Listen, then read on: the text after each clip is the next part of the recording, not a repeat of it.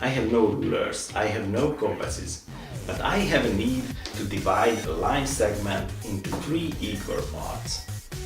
I can only use this sheet of paper